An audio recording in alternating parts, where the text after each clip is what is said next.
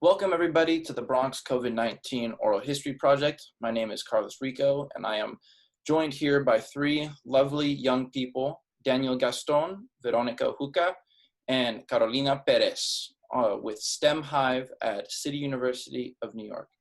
Thank you all for coming. No problem. Thank you for that amazing introduction, Carlos. So thank you again for inviting us here. So the three of us, we make up some of the core team of STEM Hive. So STEM Hive is basically a nonprofit organization founded in the City College of New York, where we first began as one of the teams to come out of an incubator, a business incubator, and we decided to take our idea of STEM Hive and make it into a reality, which is our nonprofit organization right now. So firstly, sorry, just to give you a little bit about myself, this is what I showed last time at the presentation of Standard Charter. When I was in high school, the idea of kind of like STEM Hive came to me because this problem affected me. In high school, I was part of the first robotics team. And I noticed that during my time there, my first year, there was a woman that led the group and the team was pretty like 50-50, mostly men and female. But when this individual graduated, the number of girls greatly reduced in the program. And that discouraged a lot of people and that caused a lot of the females to leave, and it became very male dominated and it left a lot of females feeling isolated. So eventually I left too. But fortunately, that didn't stop my passion for STEM. Right now, currently, I'm a undergraduate researcher at the City College of New York. At the moment, I'm working on Dr. Aina Carnival's lab, who is an ecology professor at the City College of New York, and my research revolves around the spatial distribution of Anolis punctatus, which is a green lizard in Brazil. So STEM Hive's mission as a whole is that we aim to sustain underrepresented students on a supportive path to degree in STEM. So starting with the problem, part of the problem is that we see is that a lot of students, specifically in low-income communities, they lack the materials or resources to perform hands-on activities or resources that basically could better prepare them for a future in STEM, especially in high poverty schools. Only less than half of them do a hands-on science activities at least once per week, and this was a study taken in 2015. So after we talked to our community, we've surveyed parents, teachers, and students, and the common threads that we were seeing was that students lacked guidance, students lacked knowledge of different career opportunities, specifically in STEM, and that there was a need for student engagement. And so that's when we came up with our three pillars, our first of which being near-peer mentoring, which is something that we're still working to flush through, where we want high school students to mentor younger middle school students who are just beginning on their path to a degree in STEM. Next, we have our project-based workshops, which is something that we're actively working on. These are basically workshops that we make sure that students can join, and it's very hands-on so that they're learning different skills that they can implement later on, whether in school or outside the classroom, specifically in STEM. And then lastly is our reward platform that we call emblems. So emblems essentially is that as these students are going through those different workshops, these emblems are going to be a visual representation of the different skills that they're learning. And then as these students earn these emblems, they're essentially learning different skills, and all these skills are tracked on their online profiles.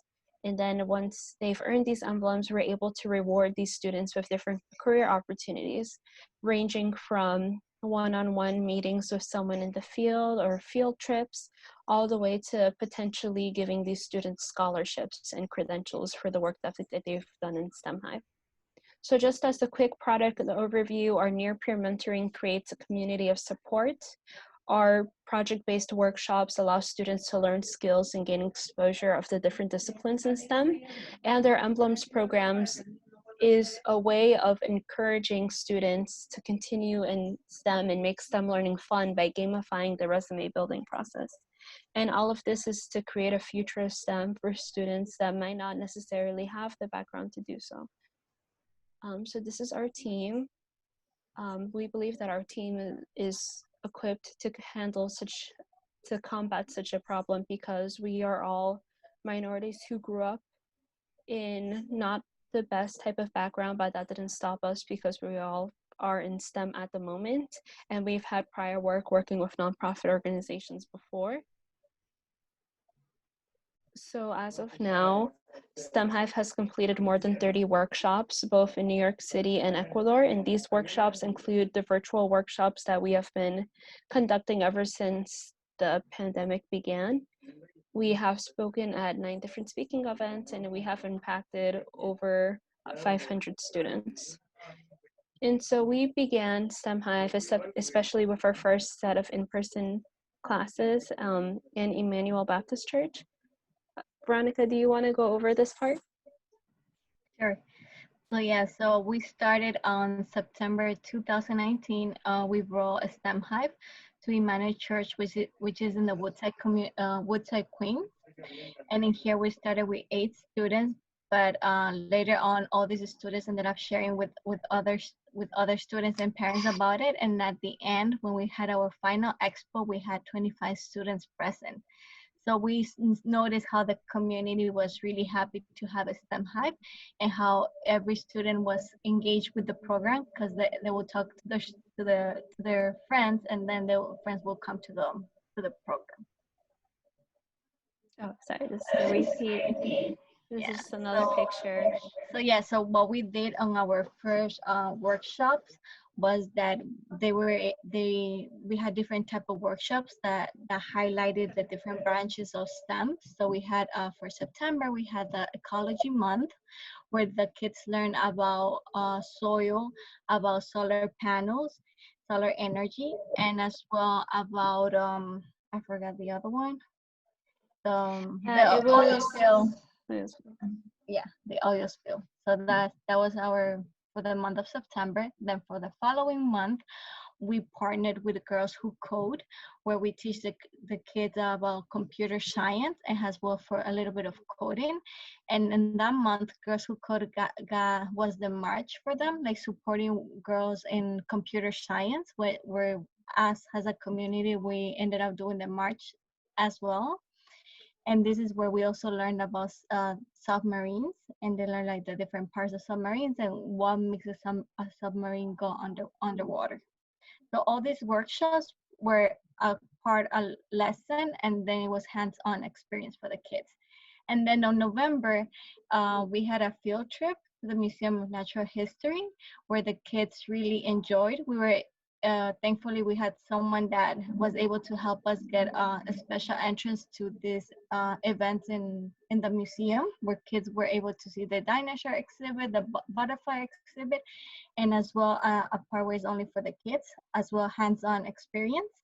And then the kids were able to build their soft skills, which is communication and presentation skills, by choosing one topic and doing a poster presentation. And that's what we did for the last expo workshop. Yeah. So that's just catching us up on STEM Hive a little bit. So some things that we are kind of focusing on right now. So I'm going to start with some of the challenges that STEM Hive has been facing, that we hope that by being on your platform, we can reach out to other people to help us figure these out as well, especially since we're just a startup organization. So how do we transition to online platforms while keeping the student and parent engagement level high? So at the moment, we are actually doing a series of virtual workshops, and these are workshops that we've done June and July. At the moment, we're taking a bit of a hiatus so that we can focus on our curriculum for the fall session, just as the one that we showed you. So the pictures that we showed you previously with the ecology month, the coding month, and the field trip / soft skills month, that was a curriculum that we had fall of 2019. We had another curriculum ready and set for spring of 2020. Spring of 2020. Thank you so much. Yes, spring of 2020. However, due to the pandemic, we unfortunately had to stop our sessions as a whole. And that's where we had to realize, okay, this is very sudden for us. How can we transition online? So that's what we were able to do. For example, the specific workshop that we've done was in collaboration with another undergrad researcher at the City College of New York. And together we were able to do this workshop with the students called Fruit DNA. And we were able to change the materials just a little bit, just so that we can make these materials very at-home friendly, so that the parents can prepare these materials for the students. And what we just finished recently, our last day, the schedule is a little wrong, but our last day was August 6th. We had our Music and Technology July workshops, and this was in collaboration with Dr. Carlo, who is someone who completed their PhD from the Columbia University in music. We were able to collaborate with him, making garage band learning fun, and so that the students can learn how to make their own melody and beats at home using an online platform, using different types of software. Yeah, and one thing that I want to mention about this workshop is that we wanted to teach students that if their passion is music, it can be part of STEM. So we also had guest speakers that use music. We had one of them that he worked in medicine and he used music for therapy. So as well, in each workshop they had a someone that it was in the music career, but it was showing them the different options there are and how in every career they're using technology. Yes. Yeah, thank you. Yeah. So then another challenge that we've actually been facing is kind of financial wise. So how can a nonprofit organization find funding opportunities other than just donations and grants? So grants is something that we have tried to apply to twice now already. Unfortunately, we were denied both times, and we are looking for more of a stable source of income. So what we wanted to do, especially in the beginning of spring 2020, was, at least for now, start charging a very small fee for our workshops for the students who are enrolled and registered. However, we felt like that was inappropriate, especially for our summer classes, since they were taking place online, and because some parents and families may be experiencing economic stress due to the pandemic, we felt like it wasn't the best time to ask. Instead, what we've been doing is, first, this picture. We received a seed investment when we were a part of the CCNY's Zon Innovation Competition, which is basically an incubator for startup businesses. STEM Hive won first place as a result of the Standard Chartered track, which is the Standard Chartered Women for Tech in New York City. So basically empowering women-led startups. STEM Hive won first place, and that's where we received the majority of our funding. But as of now, like I said, due to the pandemic, we didn't really want to ask for the parents to pay for the students' registration. So what we've been doing is accepting donations through our PayPal and through our GoFundMe. So then lastly, some other challenges that we've been facing is scaling. How can STEM Hive partner with other organizations so that we can have a larger impact on different types of students? So not only are we focused in Queens, New York, but how can we spread out? And to help support us on our mission, thank you so much again, Carlos, for inviting us to talk about STEM Hive. I'll be more than happy to send to you all of our social media information, including our email, just in case there's people that want to reach out to us. Thank you very much for coming on and sharing. I appreciate it. All right, so now we have the presentation, and I just would want to ask you guys some questions just to talk about it a little bit more, if you don't mind. Yeah, of course. Wow. First of all, wow, it's amazing to me the depth and the complexity and the mission behind your project, and how much success that just from this short presentation that I've been able to see. I feel like I was taken on a journey, like the growth of, the 8 students to going to Ecuador, and then having these programs by Columbia University professors, and now transitioning to online. It's incredible to me to see just even in this presentation, I can only imagine for the three of you what it was like to see the growth to continue to this day. So I guess, you know, just like for clarification's sake, so how do you garner interest, right? How do you go into the community and say, okay, there's these unrepresented students that need to learn this, or that we want to give the opportunity to learn this kind of thing? How does the process go about like that? I can answer that. Well, I've been part of where we started the first workshop for STEM Hive. It's my community, so I've been part of this community ever since I came to this country in 2001, and I noticed that it's a low income community, but it's also an immigrant community.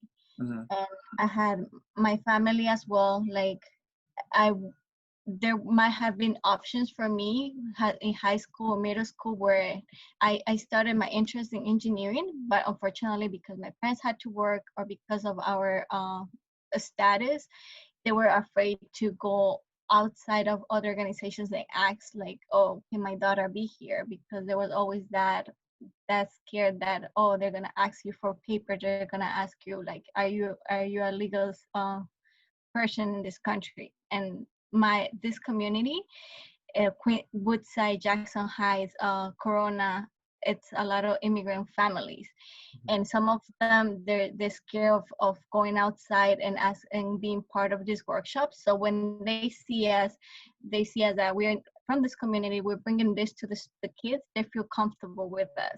Mm-hmm. And are you there? I kind of froze. Hello? Actually, yeah, he did read. We can hear you. Oh, okay.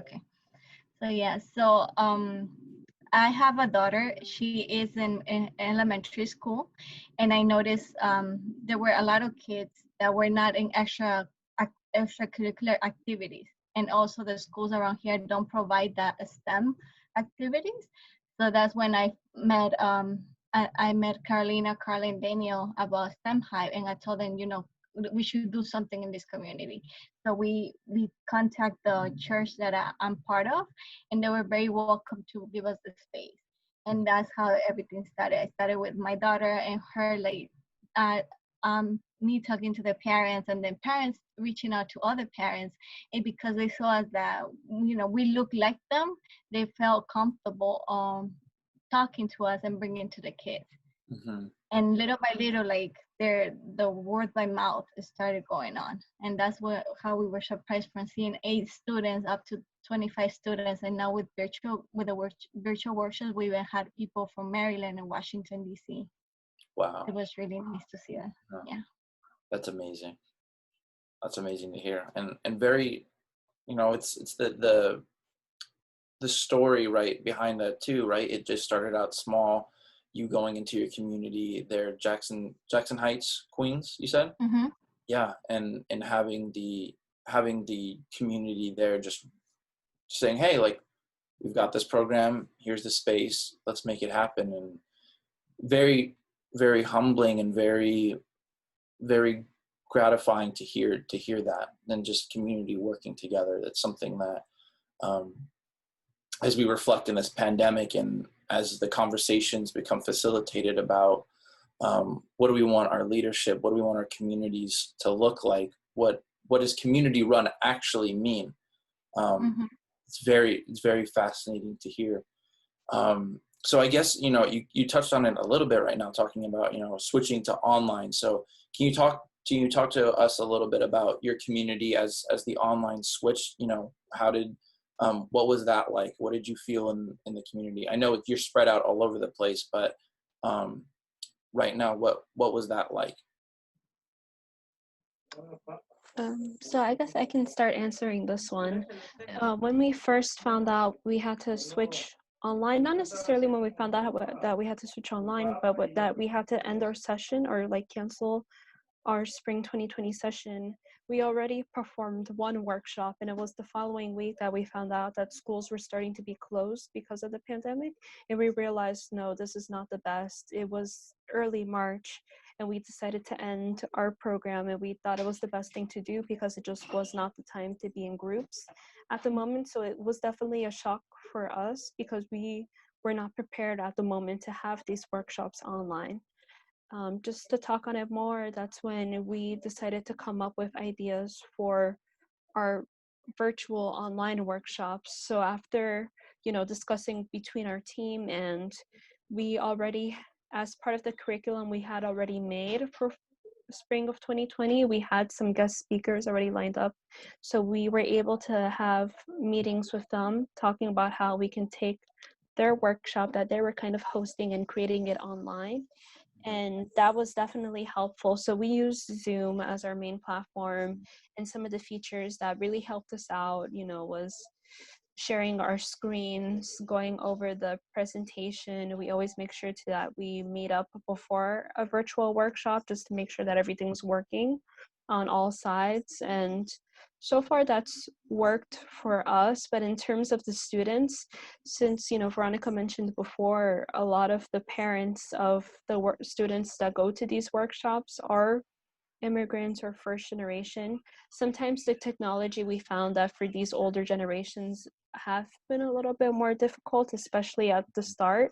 It was something that they were just not used to, and it was something that they had to learn very quickly to do in order to attend all these Zoom workshops. So it wasn't easy at first, but then over time they saw that we consistently, we're doing workshops on Fridays, or we stick to a regular day.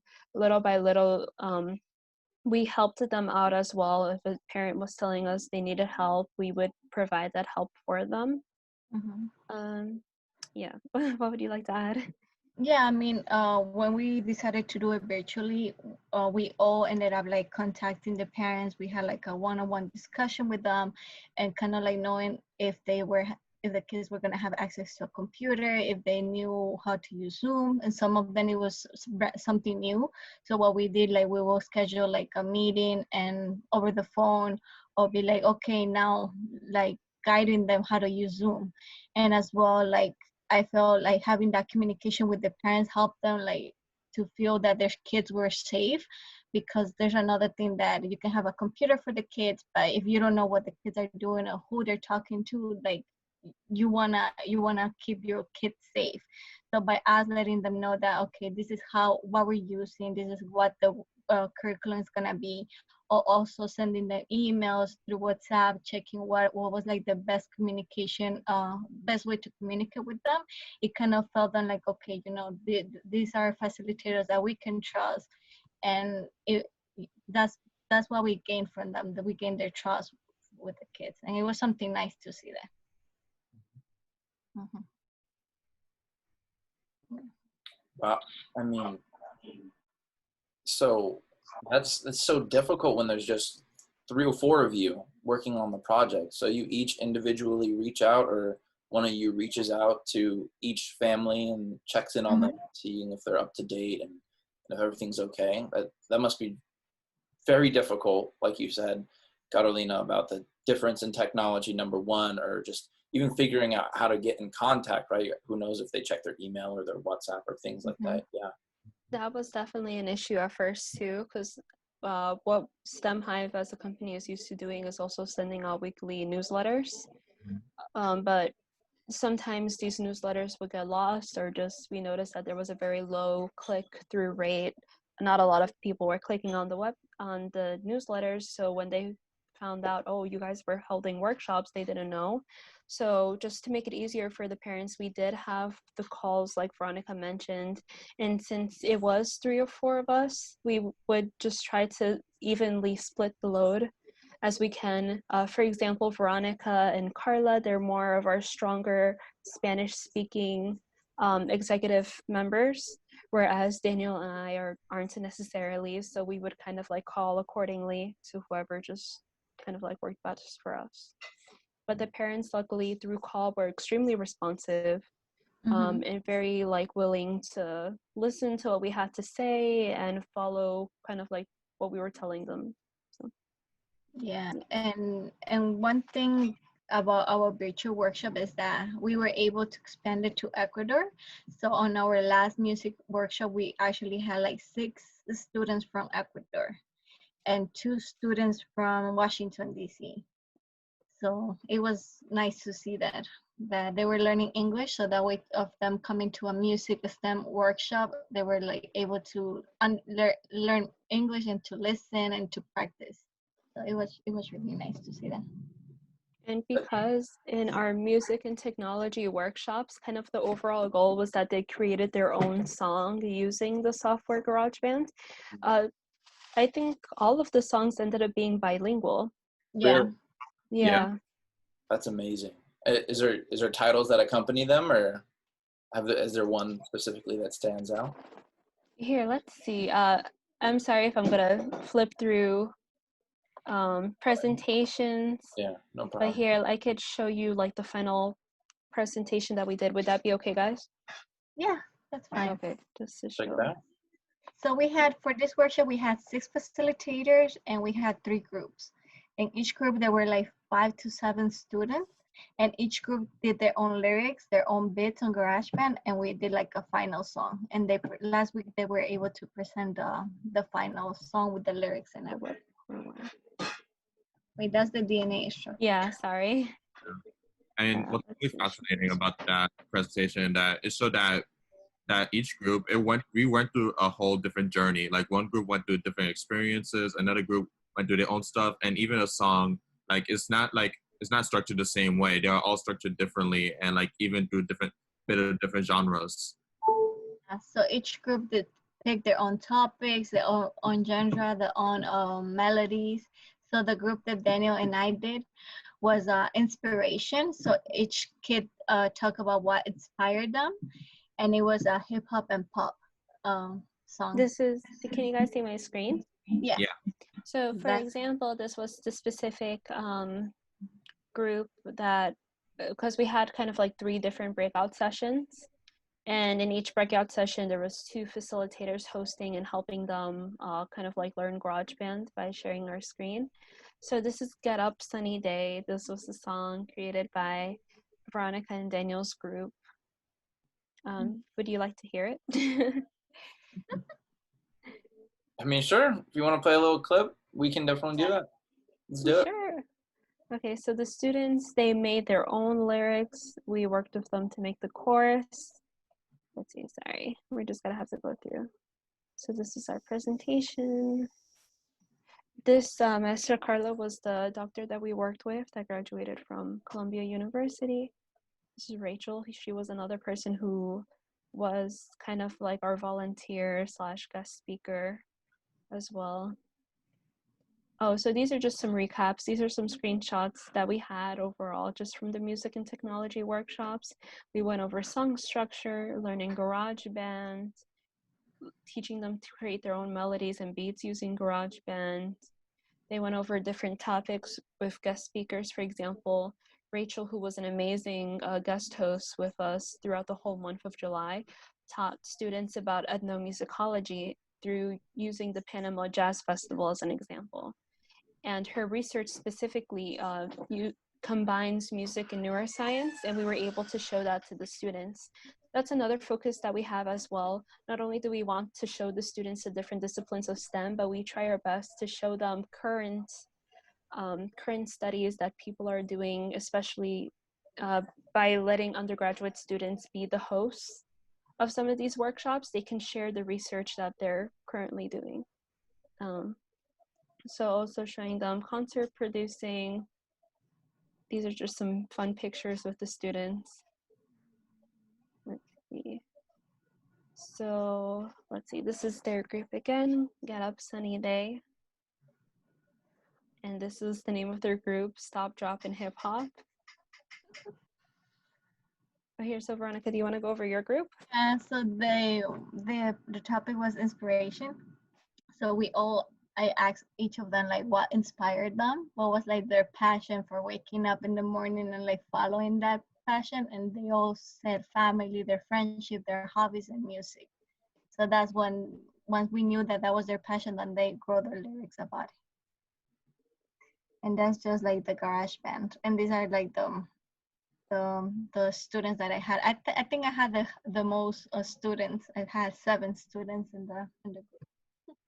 Yeah, definitely the biggest group. Yeah. And that's a picture of all of them. Okay, so That one. Yeah. let's hear it. So let me know if you guys can hear it. Are you sharing computers now? Yes, I am.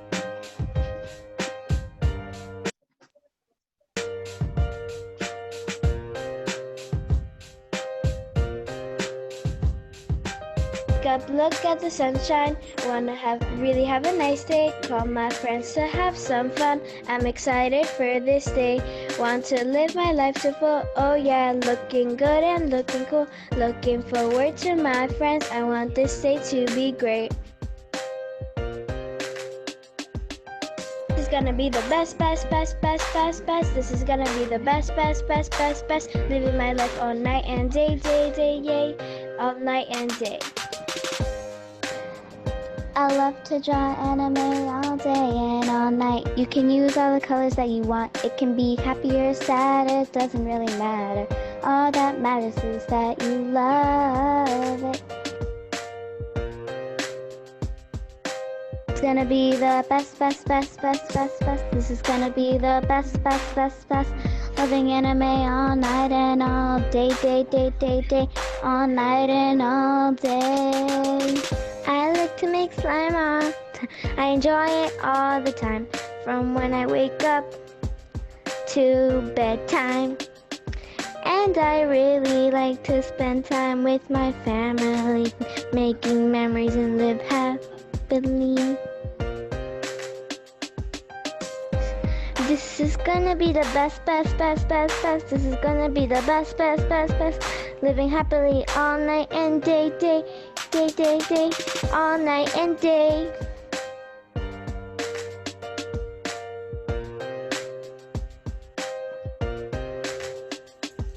Con mi familia voy jugando con ellos, me divierto un montón.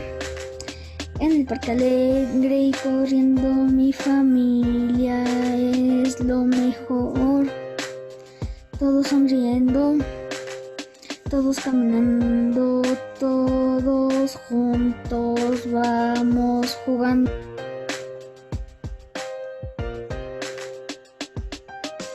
Best with my family all night and day, day, day, day, day, all night and day.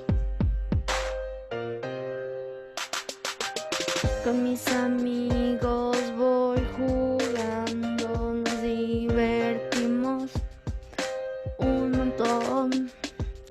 En la escuela alegre y estudiando, mis amigos son lo mejor.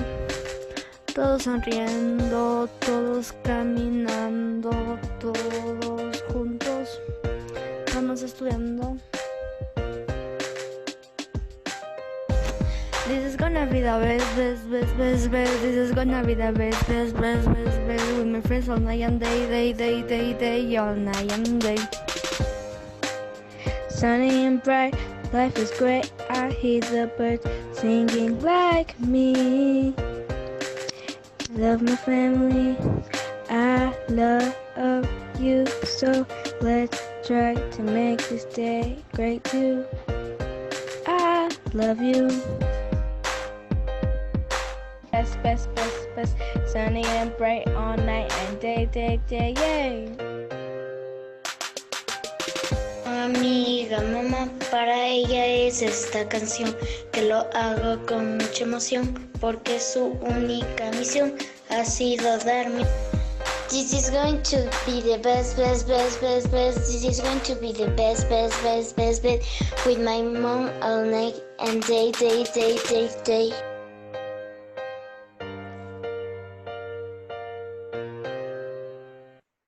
Wow. I love that. Oh my god. That's I just get amazing. like so smiley hearing them. So Of course. Carlos, one thing that I wanted to tell you is that so some of these kids, as you know, they're from Ecuador and they're in different parts of the United States as well. But one thing that was kind of like hard for us, it was like to get their voice recorded. Yeah. So we did it through WhatsApp. So all these recordings is like they recorded the voice in WhatsApp and they send it to me, and then we put it in GarageBand. Yeah. Wow. That's amazing that you were able to do that, to compile everything together and being able to piece it together and make a song, and they each did their own, and they all wrote their own lyrics, right? Yeah. They all, yeah. Wow. And they send out their pictures that inspired them. So that's why the pictures that you see, that is the ones that they picked. Wow. Yeah. I think that, in Dr. Nason, my professor who is helping out with the project, right, he talks about in the public schools in the Bronx, right, back in the 70s and 80s, right, they had robust music programs where students, right, who lived in these neighborhoods could come and they could check out, like a saxophone or like some drums or things like that. And they had teachers in these schools that were able to teach them, music and learning about how to sing, how to play an instrument, and how to cultivate that creativity that I just saw right now. And one of the issues with, the public school funding that's going on today is that a lot of it is pulling away from those programs, those art programs, those programs that cultivate that creativity.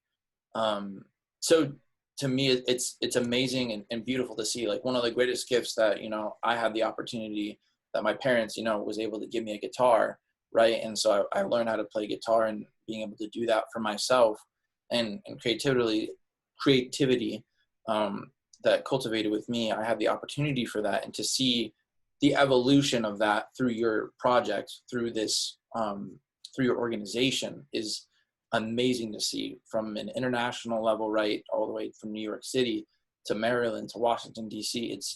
It's incredible to see, and it's incredible to hear, right, that you're doing this, that you're creating it, and that, despite the limitations of being farther apart, you still march on. You march on, and they're gonna feel that creative spirit, right, that people need, and that has great growth. And I'm sure they're gonna remember it years from now, right? Or maybe not. But what you gave them was a gift, and that gift is amazing. Mm-hmm. So to me, that was a very beautiful thing to watch and see.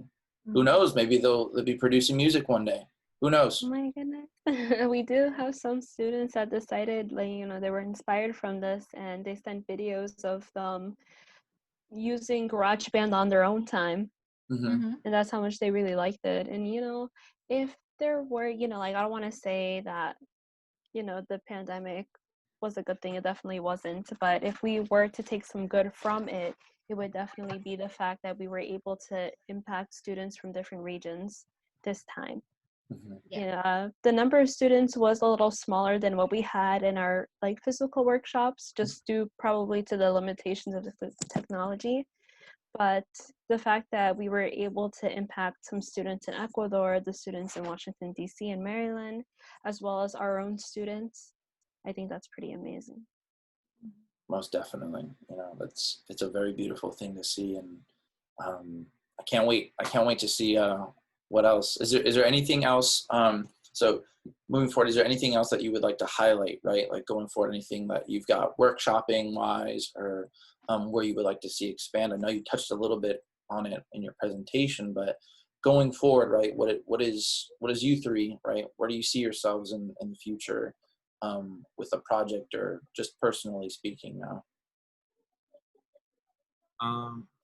Something that one of the things that we're trying to go forward is our Moodle platform, which is what we are building right now. And one thing, because we want to have a reward system in order to supplement their learning, so that way they can feel more motivated to go more into GarageBand and to other workshops that we are teaching them.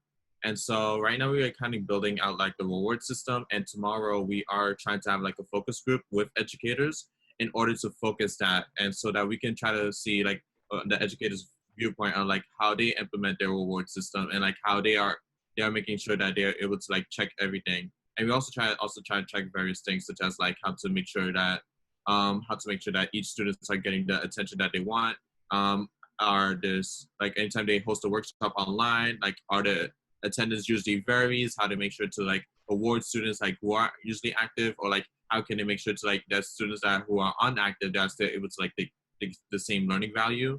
And I think that's like few of the concepts that we're going to be like discussing tomorrow during our focus group.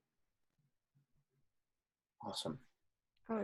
Just to mention a little bit of what Daniel said, we are hosting a focus group tomorrow to talk about the specifics of this reward platform that we wanted to build online. We are trying to get in communication with a couple educators. Carlos, if you know anybody, I'll be more than happy to send you the Eventbrite link. There's still definitely time to register before tomorrow's meeting. So, Awesome. if Yeah, you know send anyone me the who's link. in education, that's definitely something that we need help with. Part of it too is because we are just, for students, we are looking especially for more undergraduate college students or high school students that might be interested in hosting their own workshops, helping us out. And one of the goals that we have for fall, this is a potential goal. We're not sure if we're ready for it yet, but having kind of like 2 sessions of STEM Hive going on at the same time. So like an A group and a B group, just so that if one student can't attend one group, they could attend the other group. And we can, instead of having one class of 20-ish kids, we can have 2 classes of 20-ish kids. Right. That increases our impact and kind of like increases our scalability. Unfortunately, like I said before, this isn't in person, but we are definitely taking time right now to talk to educators and realize what those resources are that can help make an engaging workshop, even though it's online and we're not in person with anyone. Yeah. And what has the feedback been with educators that you've talked to already about this transition? We haven't gotten much feedback yet. That's why we're hoping to have kind of like a focus group with a couple of educators tomorrow to let them know about what's going on. But the feedback that we've gotten from parents and students has overall been very positive. And for example, the person that we collaborated music and technology with Dr. Carlo, he himself not only decided to group up with us and we collaborated to create the series of workshops, but he's also a music teacher in his spare time. And he actually teaches even Veronica's daughter violin lessons. Wow. So he really enjoyed the format of STEM Hive. He said that this is something that he would definitely want to do again. And even our guest speakers said that they really enjoyed their time and they were more than willing to, if we have more music and technology workshops, that they would come back. So far all is positive. We just want to make our positive impact to like a greater group of students. I think that's a big part of it too. And how we can get more high school students and college students involved in this process as well. Excellent. All right. Is there anything else that you guys would like to add for the project or for your students? Like, what do you tell your students? Each of you, I like each of you to share, like, in this time of uncertainty and where people are thinking about community engaged learning and thinking about their future, how uncertain things might seem. Is there any words of advice or something that you would like to say?